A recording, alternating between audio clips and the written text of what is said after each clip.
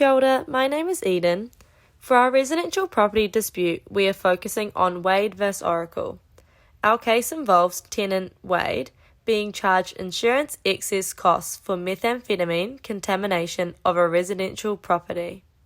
My teammates Ivan, Shiva, Sandra, Kaju and I will discuss details about the case, issues that arose, the outcome of the case, and how the property manager could have mitigated these problems.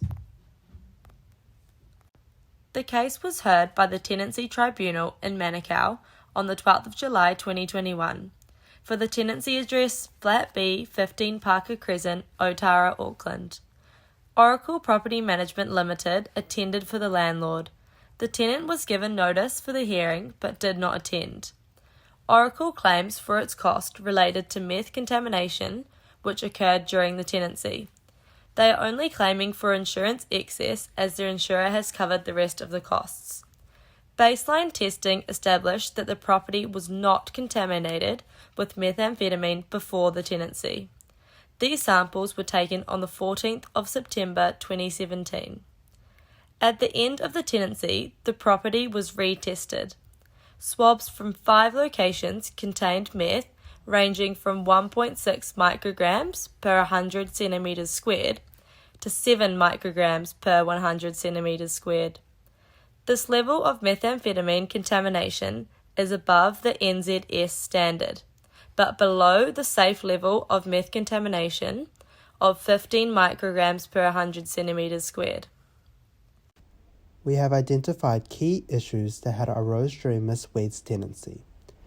At the end of her tenancy, the landlord had the property retested for traces of contamination. These results came back positive with traces that ranged from 1.6 to 7 micrograms per 100 centimeters squared. Oracle pursued to have all of these costs reimbursed by Miss Wade, but the tribunal found that she was not liable for these remediating methamphetamine costs. The tribunal also had a conflicting decision whether to apply the New Zealand standard or the Gluckman report for the methamphetamine decontamination level. The tribunal found that the Gluckman report was more fitting, representing current scientific evidence on human health and risk of methamphetamine contamination.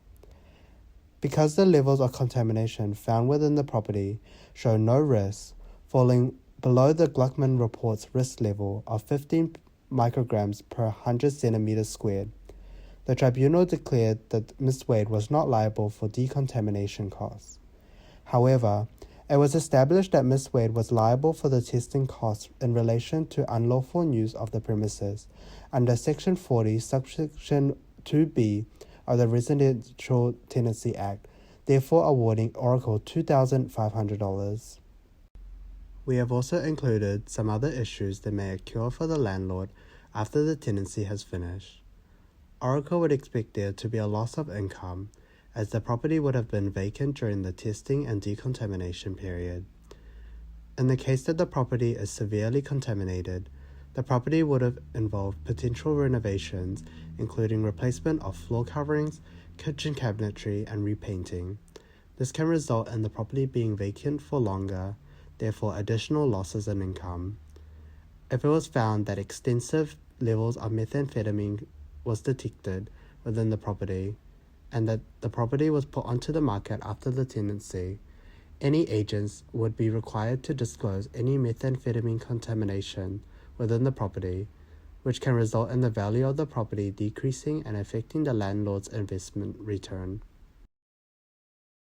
The outcome of the case was that the tenant was liable to pay over $2,520 to the landlord.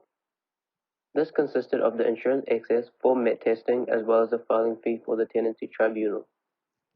Though the testing cost was over $3,010, the tenant is only liable to pay the insurance company's excess because that is the level of the landlord's actual cost.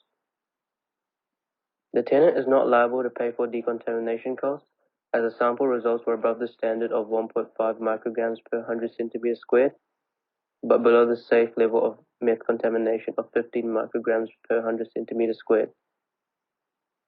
Since the hearing was held on the 12th of July 2021, no further appeals have been made at this stage. In terms of ways to avoid and mitigate the problem faced in a case, there are a few processes and procedures a property manager can follow. Firstly, the property manager should also ask the potential tenants to complete a pre-application form, which includes the information on the potential tenant's renting history and provide references. With the consent of the tenant, the information can be vital when it comes to the screening process. During the screening process, the property manager is able to retrieve the background information of the tenants through conduction of reference checks, interviews, and involvement in tenancy disputes. A property manager should carry out these pre-leasing stages seriously and carefully in order to avoid the risks of disputes in the coming stages. In the preparation of the legal documents such as the agreement, the property manager can include extra clauses in the agreement, specifically stating the cost and responsibility for the tenant, in particular the circumstances and consequences of unlawful activities, and made known to the tenant before moving in. This can mitigate the risk of unfavorable judgment to either parties made by the tribunal adjudicator and provide clarity. Property managers can implement and follow regular procedures during the leasing period. Regular property inspection can be carried out in accordance with legal provisions. For example, giving the tenants a written notice 48 hours prior to the inspection. This results in clear communication between the parties, whilst drawing upon appropriate obligations and responsibilities.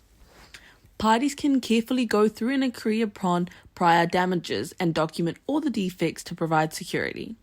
Through this transparent method, property managers can effectively root for appropriate compensation if required. To conclude, this case is heard in July 2021. The tenant has turned the residential property in South Auckland into a meth lab during the tenancy period from September 2017 to April 2021.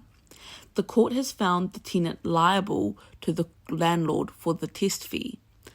There are ways and methods such as the screening process alongside others for the property managers to avoid and mitigate the problems before and during the leasing period.